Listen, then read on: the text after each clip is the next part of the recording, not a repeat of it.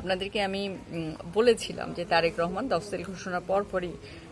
দেশের উদ্দেশ্যে হাজির হবে, এবং গতকাল মির্জা ফখরুল ইসলাম আলমগীর ঘোষণা দিয়েছেন যে 25 ডিসেম্বর অবশেষে নানা জল্পনা কল্পনার পর অ্যাটলিস্ট একটা অফিসিয়াল ডেডলাইন পাওয়া গেছে যে তারেক রহমান সাহেব 25 ডিসেম্বর বাংলাদেশে আসতে যাচ্ছেন দীর্ঘ 17 বছর পর।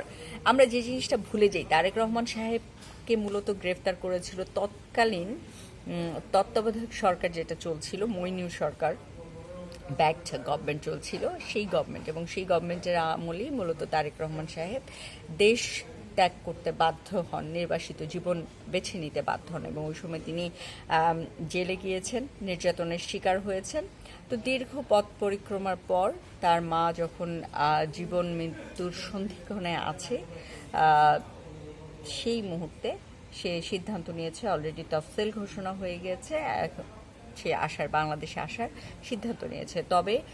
আপনাদেরকে আমি বারবার বলেছি যে রেস্ট অফ দ্য ডিসেম্বর আমাদেরকে অপেক্ষা করতে হবে বাংলাদেশে কি হতে যাচ্ছে, এবং আমার কাছে মনে হয় যে তারেক রহমানকে অনেকেই হয়তো চেষ্টা করবে যে তারেক রহমান যাতে দেশে না আসে। এটার পেছনে দেখেন, তারেক রহমান আসলে অনেকের জায়গা ছেড়ে দিতে হবে, অনেকের অবস্থান ছেড়ে দিতে হবে, এবং বারবারই বলেছি রাজনীতির মঞ্চে এবং নির্বাচনের মঞ্চে তারেক রহমান দেশে প্রবেশ করা মাত্রই ভারসাম্য ভরকেন্দ্রটা চেঞ্জ হয়ে যাবে। তো সব পক্ষেরই একটা চেষ্টা থাকবে যে তারেক রহমান যাতে দেশে না আসে, তারেক রহমান দেশে যাতে ঢুকতে না পারেন, সেই চেষ্টাটা থাকবে। আর একটা জিনিস বলে রাখি যে 111-এর যে কুশীলবরা ছিল তারা কিন্তু 2024-25-এও অ্যাক্টিভলি কাজ করছে, এবং আওয়ামী লীগ সরকার এসেছে চলে গেছে, বিএনপি সেভাবে উঠে দাঁড়াতে পারেনি, জামাত গুপ্ত রাজনীতির দিকে গেছে, জাতীয় পার্টি গৃহপালিত বিরোধী দলে পরিণত হয়েছিল বিগত আমলগুলোতে। এত সব কিছুর পরেও কিন্তু 111-এর কুশীলবদের কিছুই হয় নাই, তারা কিন্তু বহাল তবিয়তে আছে, বিশেষ করে দুটি গণমাধ্যম, এবং সেই গণমাধ্যমগুলোর সাথে আরও নতুন দুই একটি গণমাধ্যম যুক্ত হয়েছে সেই ষড়যন্ত্রের মঞ্চে। তো আমাদের মনে রাখতে হবে তারেক রহমান সাহেব কিন্তু 111-এর সময় দেশ ত্যাগে বাধ্য হয়েছিলেন, 111-এ তাকে জেলে যেতে হয়েছিল, নির্যাতনের শিকার হতে হয়েছিল, এবং তারা কিন্তু এখনও দেশে বহাল তবিয়তে আছে, তাদের কখনোই আজ পর্যন্ত কিছু হয়নি, এমনকি প্রশ্নের সম্মুখীন পর্যন্ত হতে হয়নি। তো তারেক রহমানের আসলে নিরাপত্তার জায়গাটা ওই জায়গায় কি হবে, এবং সেই কুশীলবরা আসলে তারেক রহমানের জন্য কি করছে, ওই সময় যে -2 ফর্মুলা ছিল, 2 লিডার ফর্মুলা, শেখ হাসিনা তো অলরেডি দেশ থেকে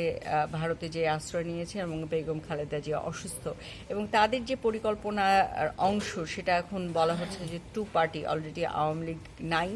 এবারের নির্বাচনে, যতটুক পর্যন্ত এখন পর্যন্ত যে আওয়ামী লীগ নির্বাচনের মঞ্চে নাই, বিএনপি আছে, এবং আসলে সেই কুশীলবরা কি করছে অন্তরালে সেটা আমার মনে হয় যে খুব পর্যবেক্ষণ করাটা জরুরি। আমাদেরকে আসলে খুব ক্লোজলি মনিটর করতে হবে সেই কুশীলবদের গণমাধ্যমগুলোকে, সেই তার সাথে যুক্ত হওয়ার আর নতুন দুই একটা গণমাধ্যম এবং আরও কিছু লোককে। এবং নিঃসন্দেহে আমাদের জন্য এটা খুবই লজ্জার যে বাংলাদেশের গণমাধ্যম জনগণের পক্ষে থাকার কথা ছিল, সেখানে না থেকে কিছু কিছু গণমাধ্যম ষড়যন্ত্রকারীর ভূমিকায় অবতীর্ণ হয়েছে, এবং কোনো রাজনৈতিক দলের মনোবাসনা পূর্ণ করবার নিমিত্তে কাজ করে যাচ্ছে। এটা নিঃসন্দেহে আমাদের জন্য জাতিগতভাবে লজ্জার, এবং আমি গণমাধ্যম কর্মী হিসেবে এটাকে কখনোই সমর্থন করি না। তো সেই জায়গা থেকেও আমি বলবো যে আমি অন্তত চোখ রাখছি, আপনারাও চোখ রাখেন তারেক রহমানের আসলে আসতে পারাটা কোন পর্যায়ে দাঁড়ায়, এবং ডিসেম্বর পর্যন্ত নির্বাচনের ভবিষ্যৎ কী দাঁড়ায়। এবং আমার কেন জানি মনে হচ্ছে আমরা আসলে একটা আমিডামি নির্বাচনের দিকে যাচ্ছি, খুবই কৌশলে না, খুবই বাজেভাবে আর কি বলা যায় যে ওপেনলি একটা দল